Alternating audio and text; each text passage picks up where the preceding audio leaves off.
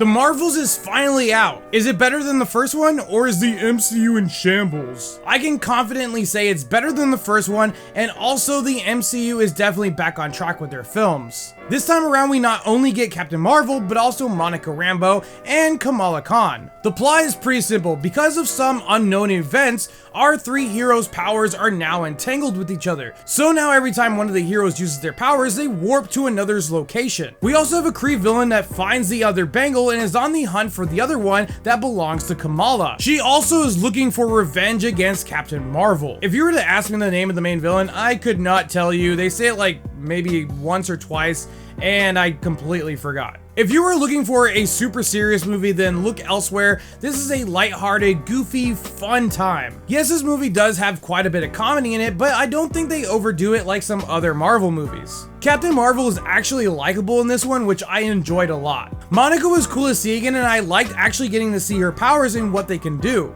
Kamala was pretty good in this when she's not making her super annoying crying out noise or when she's like overly fangirling. Other than that, she's pretty good in this movie. We honestly don't see much more of her powers than we did in her show, which is kind of a bummer because I wanted to see a lot more cool uses of her powers because it's a movie, but sadly no. I love seeing her family in this. They were great as always. But again, Marvel runs into the same problem that they had in some other films with having a boring and generic villain. Also, something I found interesting was how actors get roles in movies with the people they know. I've never heard of the actress who plays the main villain, but apparently she's married to Tom Hiddleston, but also was in 2 movies from the director that made this movie. So that definitely explains why she got this role, which also explains why Valkyrie made a cameo in this, because Tessa Thompson was in some movies that the director made as well. Dar-Benn as a character is boring and a cheap ripoff of Roman the Accuser.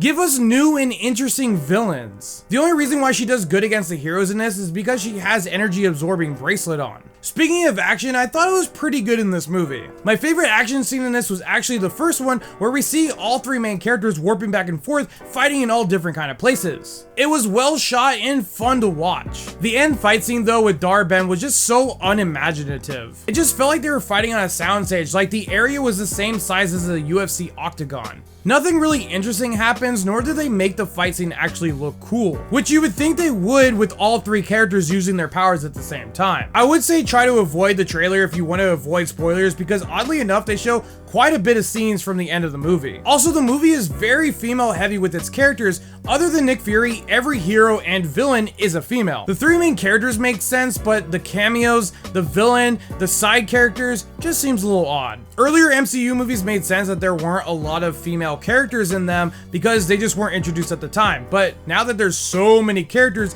it's just kind of odd to see it in this kind of movie. Besides that, I think the 3 leads' chemistry worked really well in this. I do wish the movie was longer though, and the 3rd act felt very rushed. I do wish we got more action scenes so we could have seen more of Kamala and Monica's powers being used. I think the switching storyline ruined that possibility. The end of the movie actually felt like an end credit scene, to be honest, but I'm not complaining because it was really awesome. Also, the mid-credit scene and the only end credit scene that we got was seriously super awesome, and it got me so hyped for what is to come. In all, this movie was an enjoyable time, fun action, good jokes, and some cool characters. Not the best MCU movie, but it was still good. This is why I give The Marvels a 7.5 out of 10. If you guys like this review, hit that like button. If you guys want to see more, hit that follow button. And as always, thanks for watching.